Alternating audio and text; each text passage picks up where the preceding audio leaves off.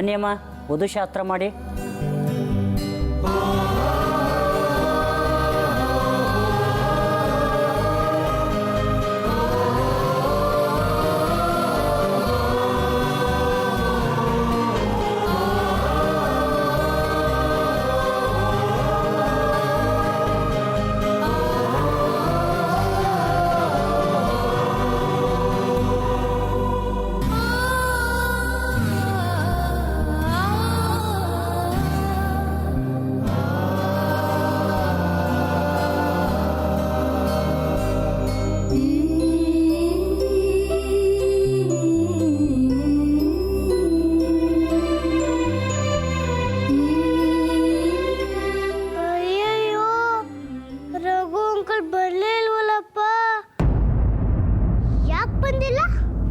ಅತ್ತೆ ಮಾವನವ್ರ ಆಶೀರ್ವಾದ ತಗೊಳ್ಳಿಮ್ಮ.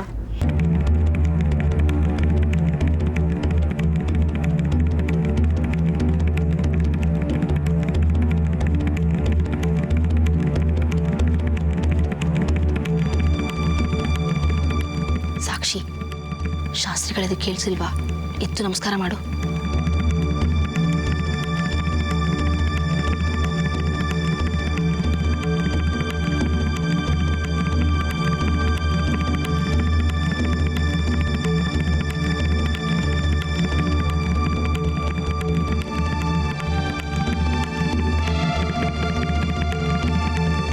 ಎಲ್ಲರಿಗೂ ಕೊಬ್ಬರಿ ಸಕ್ಕರೆ ಕೊಡಿ.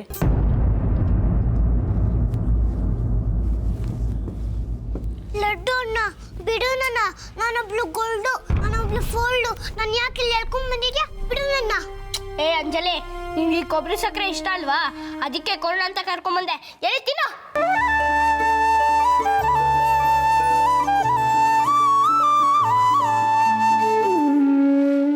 ರೇ ಅಂಜಲಿ, ಯಾಕೆ ಸುಮ್ಮನಿದ್ಯಾ?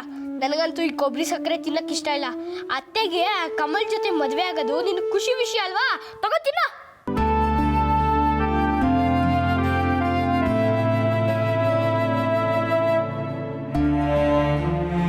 ತಗೊಂಜಲಿ ತಿನ್ನೋ. ಬೇಡ ಲಡ್ಡು ಅಣ್ಣ. ನನ್ ಬೈದೆ ಅಂತ ನಿನ್ ಕೋಪ ಬಂದಿದೆ ಅಲ್ವಾ ಅಂಜಲಿ? ನಾನು ಏನ್ ಮಾಡಕ್ಕಾಗುತ್ತೆ? ಸಾಕ್ಷಿಯತೆ ಜೊತೆ ರಘು ಅಂಕಲ್ ಮದುವೆ ತಪ್ಪೋಗ್ತಿದ್ಯಲ್ಲ, ಅದಕ್ಕೆ ನಾನು ಫುಲ್ ಬೇಜಾರಾಗಿ ಹೋಗಿದ್ದೆ. ಅದಕ್ಕೆ ಬೈದ್ಬಿಟ್ಟೆ. I am sorry Anjali.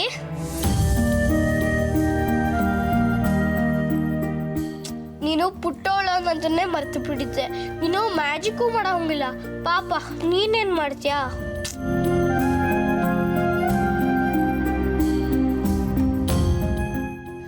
ಪೂಜೆನೂ ಹೋಗೋಯ್ತು, Raghu ಅಂಕಲ್ಲೂ ಬರ್ಲಿಲ್ಲ. ಇನ್ನು ಅತ್ತೆ ಮದ್ವೆ ನಿಲ್ಸಕ್ ಯಾರ ಕೈಲೂ ಸಾಧ್ಯ ಇಲ್ಲ.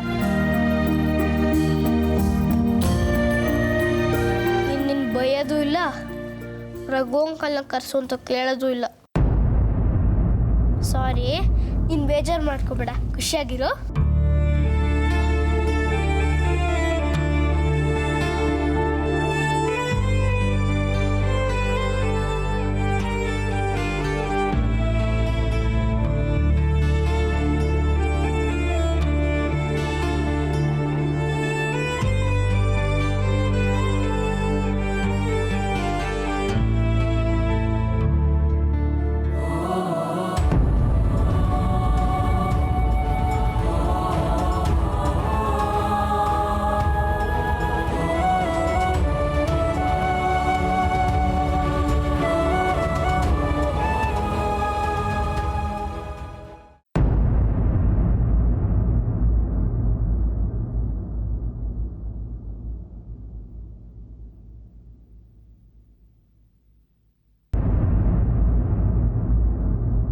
ಅಮ್ಮ, ನೀನು ನನಗೆ ಯಾಕೋ ತುಂಬಾ ನೆನಪಾಗ್ತಿದ್ಯಾ.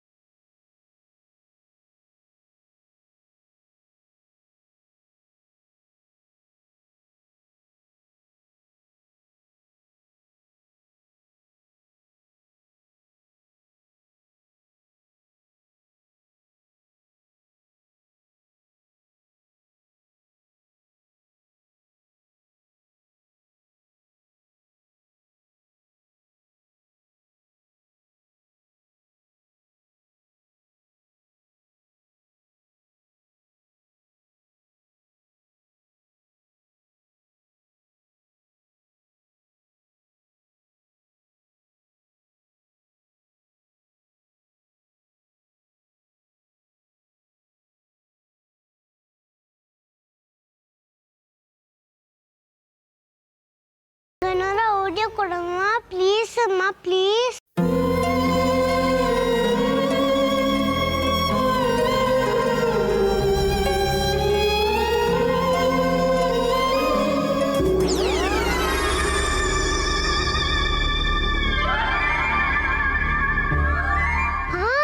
ಅಮ್ಮ ನೀನು ಹೇಳಿದ್ದೆಲ್ಲ ಜ್ಞಾಪಕ ಇದೆ.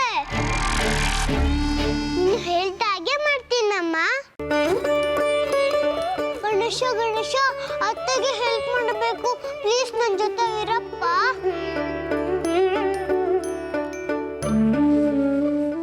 ಕೀರ್ತಿ, ನನ್ನ ಮಾತು ಕೇಳಿ. ಇವಾಗ ಈ ವಿಷಯ ಅಕ್ಕಂಗೆ ಹೇಳೋ ಸರಿಯಲ್ಲ ಅನ್ಸುತ್ತೆ.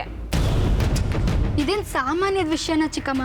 ನಾಳೆ ಬೆಳಿಗ್ಗೆ ಅಣ್ಣ ಹುಡುಗಿನ ಮದುವೆ ಆಗ್ತಿದ್ದಾನೆ, ಅಂಥದ್ರಲ್ಲಿ ಆ ಹುಡುಗಿಗೆ ಯಾರೋ ಲವ್ವರ್ ಇದ್ದಾನೆ, ನಾಳೆ ಸೀದಾ ಕಲ್ಯಾಣ ಮಂಟಪಕ್ಕೆ ಬರ್ತಾನೆ ಅಂದರೆ ಇದನ್ನೆಲ್ಲ ಕೇಳ್ಕೊಂಡು ಸುಮ್ಮನೆ ಇರಬೇಕಾ? ಹಾಗಲ್ಲ ಕೀರ್ತಿ, ನಾನು ಹೇಳೋದು ಕೇಳು. ಇಲ್ಲ ಚಿಕ್ಕಮ್ಮ, ಈ ವಿಷಯನ ಮುಚ್ಚಿಡೋಕೆ ನನ್ನ ಮನಸ್ಸು ಒಪ್ತಿಲ್ಲ. ನಿನಗೂ ಸರಿಯಾಗಿ ವಿಷಯ ಗೊತ್ತಿಲ್ಲ. ಯಾರೋ ಹುಡುಗರು ಮಾತಾಡಿದ್ ಕೇಳಿ ಯಾಕೆ ಸೀರಿಯಸ್ ಆಗ್ತಾ ಇದೆಯಾ? ಬರೀ ಹುಡುಗ ಅಲ್ಲ ಚಿಕ್ಕಮ್ಮ, ಅವನ ಜೊತೆ ಒಂದು ಹೆಂಗಸು ಮರೇಲಿ ನಿಂತ್ಕೊಂಡು ಮಾತಾಡ್ತಿದ್ಲು. ಇದೆಲ್ಲ ಅವಳದೇ ಪಿತೂರಿ ಅನ್ಸುತ್ತೆ. ಏನೋ ಈ ವಿಷಯ ಯಾರಿಗೂ ಹೇಳ್ದೆ ಇರೋದು ಒಳ್ಳೇದೇ ಅನ್ಸುತ್ತೆ. ಕಮಲ್ಗೂ ಹೇಳ್ಬಾರ್ದಿತ್ತು. ಕಿವಿಯಾರ ಕೇಳಿದ್ಮೇಲೆ ಹೇಗೆ ಸುಮ್ಮನಿರೋದು ಚಿಕ್ಕಮ್ಮ? ಅಣ್ಣಂಗೆ ಹೇಳಿದೆ, ಅವ್ನು ಸೀರಿಯಸ್ ಆಗಿ ತೊಗೊಂಡಾಗ ಕಾಣಲಿಲ್ಲ. ಆದರೆ ಅವ್ನು ವರಪೂಜೆಗೆ ಬರದೆ ಎಲ್ಲೋ ಹೋಗಿದ್ದು ನೋಡಿ ನನಗೂ ಗಾಬರಿ ಆಗಿತ್ತು. ಅಣ್ಣ ನನ್ನ ಮುಂದೆ ತೋರಿಸ್ಕೊಂಡಿಲ್ಲ ಅಷ್ಟೇ, ಆದರೆ ಅವನಿಗೂ ಬೇಜಾರಾಗಿರುತ್ತೆ. ಸರಿ, ಈ ವಿಷಯನ ಇಲ್ಲಿಗೆ ಬಿಟ್ಬಿಡು. ನಾನು ಬಿಟ್ಬಿಡ್ಬೇಕು ಅಂದ್ಕೊಂಡೆ ಚಿಕ್ಕಮ್ಮ, ಆದರೆ ಸಾಕ್ಷಿನ ಹಸೆಮಣೆ ಮೇಲೆ ಅಬ್ಸರ್ವ್ ಮಾಡಿದ್ರ?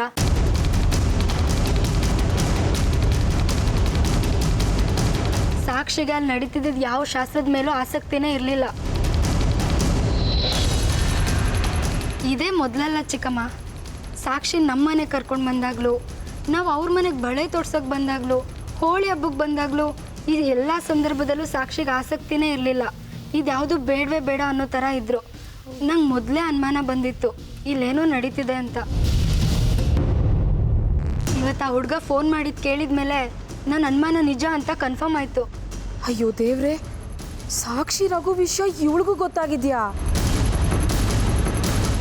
ಈ ವಿಷಯನ ಹೀಗೆ ಬಿಟ್ಬಿಟ್ರೆ ಅಣ್ಣಂಗೆ ದ್ರೋಹ ಮಾಡ್ದಾಗತ್ತೆ. ಆಮೇಲೆ ನಾಳೆ ಏನಾದರೂ ಹೆಚ್ಚು ಕಮ್ಮಿ ಆದರೆ ಈ ವಿಷಯ ಗೊತ್ತಿದ್ದು ಮುಚ್ಚಿಟ್ಟೆ ಅನ್ನೋ ಅಪವಾದ ನನ್ನ ಮೇಲೆ ಬರುತ್ತೆ. ಆಮೇಲೆ ಲೈಫ್ ಲಾಂಗ್ ಈ ಗಿಲ್ಟ್ ನಂಗೆ ಹಾಗೆ ಕಾಡ್ತಿರುತ್ತೆ. ಅಂದರೆ ಈ ವಿಷಯ ಗೀತಂಗೆ ಹೇಳೇ ಬಿಡ್ತೀಯ ಕೀರ್ತಿ? ಹ್ಞೂ ಚಿಕ್ಕಮ್ಮ, ಬೇರೆ ದಾರಿನೇ ಇಲ್ಲ. ಅವಳು ತುಂಬ ತಲೆ ಕೆಡಿಸ್ಕೊಂಡ್ಬಿಡ್ತಾಳೆ. ಮದುವೆನ ಬೇಡ ಅಂತ ಹೊರಟ್ಬಿಟ್ರೆ ಏನು ಮಾಡ್ತೀಯಾ? ಅಯ್ಯೋ, ಇವಳು ಮದುವೆನ ನಿಲ್ಲಿಸೋ ಹಾಗಿದ್ದಾಳೆ. ಮೊದಲು ಹೋಗಿ ಅವ್ರಿಗೆ ಹೇಳಬೇಕು.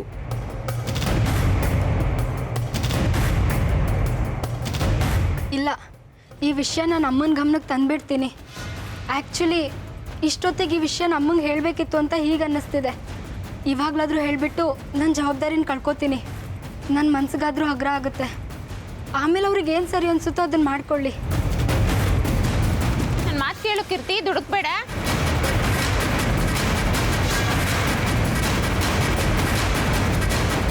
ರೀ, ಒಂದು ನಿಮಿಷ ಬನ್ನಿ ಇಲ್ಲಿ.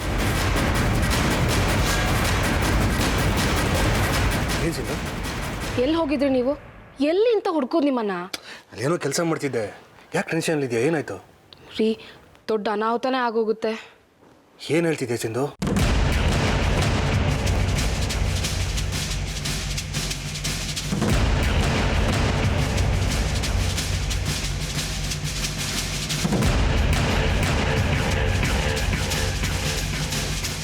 ಗಾಡ್, ವಿಷಯ ಮದುವೆ ನಿಲ್ಲೋ ತನಕ ಬಂದಿದೆಯಲ್ಲ. ನೀನಾದರೂ ಹುಡುಗಿನ ಕೈಕಾಲು ಹಿಡಿದು ಕೇಳ್ಕೊಬೇಕು ತಾನೆ, ಅದು ಬಿಟ್ಟು ಇಲ್ಲಿಗೆ ಬಂದಿದೆಯಲ್ಲ. ರೀ, ನನಗೇನು ಮಾಡಬೇಕು ಅಂತಲೇ ಗೊತ್ತಾಗಿಲ್ಲ. ಅದಕ್ಕೆ ಮೊದಲು ಈ ವಿಷಯ ನಿಮ್ಗೆ ಹೇಳೋಣ ಅಂತ ಓಡ್ ಬಂದೆ. ನಡಿ, ಅತ್ತೆ ಹೇಳೋಣ. ಯಾರಾದರೂ ಹೆಂಗಸರಿದ್ರೆ ಒಳ್ಳೇದು. ನೀನು ಹೇಳೋಕ್ಕಾಗಲ್ಲ ಅಂತಿದ್ಯಾ? ಅಮ್ಮಂಗೆ ಹೇಳಿದ್ರೆ ಎದೆ ಹೊಡ್ಕೊಂಡ್ಬಿಡ್ತಾಳೆ. ಆವಾಗ ಹೇಳಣ್ವಾ? ಅಯ್ಯೋ, ಆ ದೊಡ್ಡ ರಾದಂತ ಆಗುತ್ತಮ್ಮ. ವಿಷಯನ ನಾವೇ ಮ್ಯಾನೇಜ್ ಮಾಡೋಣ. ಎಲ್ರಿಗೂ ಬಿದ್ದರೆ ಕಷ್ಟ ಆಗುತ್ತೆ. ನಡಿ.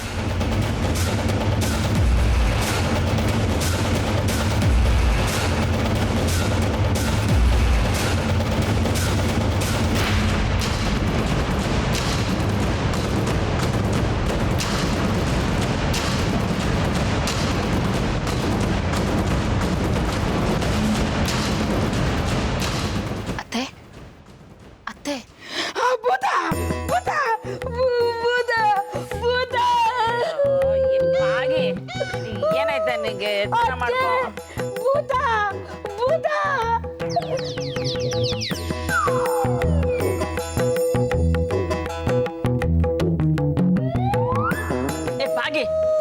ಸರಿಯಾಗಿ ಎಚ್ಚರ ಮಾಡ್ಕೊಂಡು ನೋಡು. ಅದು ಭೂತ ಅಲ್ಲ ಸಿಂಧು. ಎಚ್ಚರ ಮಾಡ್ಕೋ.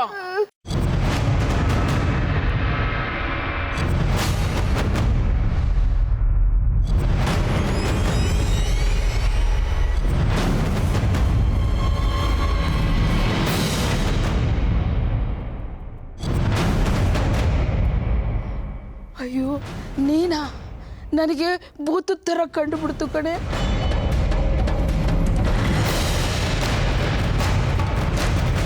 ಅಡಿ ಮದುವೆ ಮನೇಲಿ ನೀನು ಹೀಗೆ ಭೂತ ಭೂತ ಅಂತ ಕಿರ್ಚ್ಕೊಂಡ್ರೆ ಬಂದಿರೋರೆಲ್ಲ ಎದ್ದು ಓಡೋಗ್ತಾರೆ ಅಷ್ಟೇ. ಸಿಂಧು, ನೀನ್ಯಾಕೆ ಇವಳು ಎಬ್ಸಕ್ಕೆ ಹೋದೆ? ಏನಾದ್ರು ಕೆಲಸ ಇದ್ರೆ ನನ್ನನ್ನು ಎಬ್ಬಿಸ್ಬೋದಾಗಿತ್ತಲ್ವಾ? ಅದು ಏನಿಲ್ಲ, ನಿಮಗೆ ನಿದ್ದೆ ಬಂದಿರುತ್ತೇನೋ ಅಂತ. ನನಗೆ ನಿದ್ದೆ ಬರೋಕ್ಕೆ ಹೇಗೆ ಸಾಧ್ಯ ಸಿಂಧು?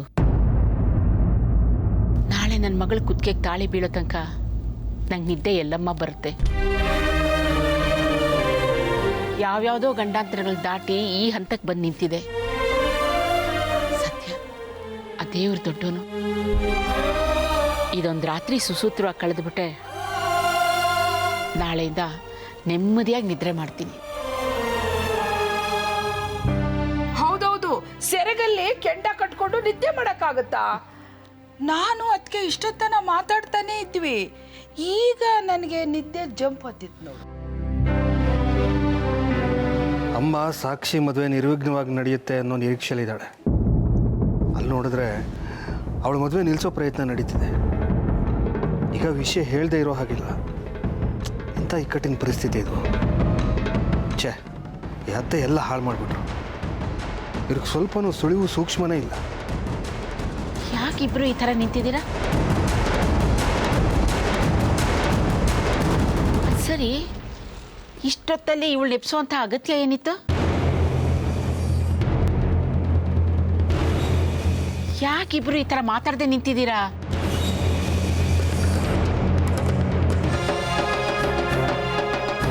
ಜಿಲೇಬಿ ಉಂಡು ಮನೆಗೆ ದ್ರೋಹ ಬಗೆಯೋಳು. ಅಂತೂ ಸಾಕ್ಷಿ ಮದುವೆನ ಮುರಿಯಕ್ಕೆ ಹೊರಟಿದ್ದಾಳಲ್ವಾ ಅವಳು? ಅಯ್ಯೋ ಅತ್ತೆ, ಆ ಜಿಲೇಬಿ ವಿಷಯ ಆಗಿರಲಿ. ಮೊದಲು ಕೀರ್ತಿ ಈ ವಿಷಯನ ಯಾರಿಗೂ ಹೇಳ್ದಿರೋ ಹಾಗೆ ನೋಡ್ಕೋಬೇಕು. ಅದನ್ನು ನೀವಿಬ್ಬರೇ ಮಾಡಬೇಕು. ಮೊದಲು ಅವಳು ಎಲ್ಲಿದ್ದಾಳೆ ಅಂತ ಹುಡುಕಿ ಅವಳಿಗೆ ಕನ್ವಿನ್ಸ್ ಮಾಡೋಣ. ಈ ವಿಷಯ ಆಚೆ ಹೋಗದೆ ಇರೋಗಿ ನೋಡ್ಕೊಳ್ಳೋಣ. ಹೌದು ಕಣೋ, ಆ ಕೀರ್ತಿ ಎಲ್ಲಿದ್ದಾಳೆ ಮೊದಲು ತೋರಿಸು. ಅವಳು ಕಾಲಿಗೆ ಬಿದ್ದಾದ್ರು ಈ ಮದುವೆ ನಿಲ್ಲಿಸ್ಬೇಡ ಅಂತ ಕೇಳ್ಕೊಳ್ಳೋಣ. ಸಿಂಧು, ಯಾವ ರೂಮಲ್ಲಿದ್ದಾಳೆ ಅವಳು? ಬನ್ನಿ ತೋರಿಸ್ತೀನಿ. ಬೇಗ ನಡಿಯಮ್ಮ. ಅವಳು ಅಲ್ಲಿಂದ ಹೊಟ್ಟೋದ್ರೆ ನಮ್ಮ ಮಗಳು ಬಾಳೆ ಹಾಳಾಗೋಗುತ್ತೆ. ಬನ್ನಿ ಬನ್ನಿ.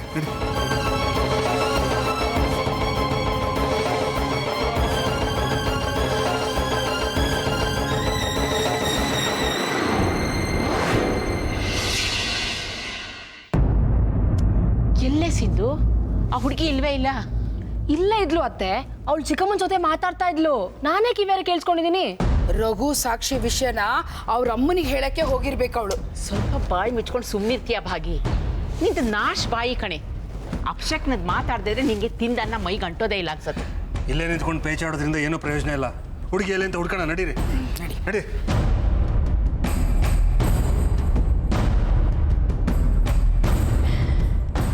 ದೇವ್ರೇ, ಇದೆಂಥ ಅಗ್ನಿ ಪರೀಕ್ಷೆ ತಂದಿಟ್ಟಿಯಪ್ಪ. ಎಲ್ಲ ಸುಸೂತ್ರವಾಗಿ ನಡೀತು ಅನ್ಕೊಳ್ಳೋಷ್ಟರಲ್ಲಿ ಇದೊಂದು ಗಂಡಾಂತರ ತಂದಿಟ್ಬಿಟ್ಟಿಯಲ್ಲಪ್ಪ.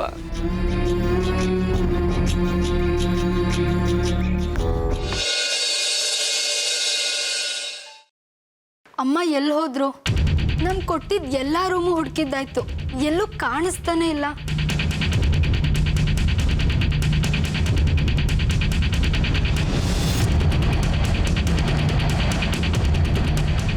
ಇಲ್ಲ, ಅಮ್ಮ ಎಲ್ಲಿದ್ರು ಸರಿ, ಅವ್ರ ಹತ್ರ ಹೋಗಿ ಎಲ್ಲ ವಿಷಯನೂ ಹೇಳಲೇಬೇಕು.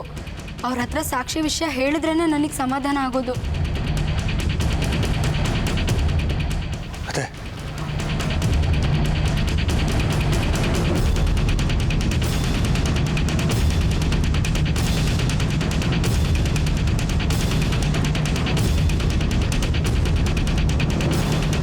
ಕೀರ್ತಿಯವರೇ, ನಿಮ್ಮ ಹತ್ರ ಸ್ವಲ್ಪ ಮಾತಾಡಬೇಕಾಗಿತ್ತು. ತಪ್ಪು ತಿಳ್ಕೊಬೇಡಿ.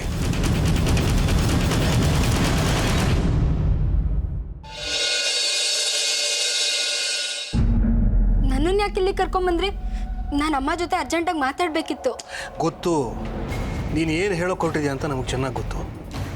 ನಿಮ್ಮಮ್ಮಂಗೆ ಆ ವಿಷಯ ಹೇಳೋದು ಬೇಡ ಅಂತ ಕನ್ವಿನ್ಸ್ ಮಾಡೋದಕ್ಕೆ ನಿನ್ನನ್ನು ಇಲ್ಲಿ ಕರ್ಕೊಂಬಂದಿತ್ತು. ಅಂದರೆ ನಮ್ಮ ಅಣ್ಣಗೆ ಮೋಸ ಆಗಬೇಕು ಅಂತನಾ? ಇಲ್ಲ ಕೀರ್ತಿ, ನಿಮ್ಮ ಅಣ್ಣಂಗೆ ಇಲ್ಲಿ ಯಾರೂ ಮೋಸ ಮಾಡ್ತಿಲ್ಲ.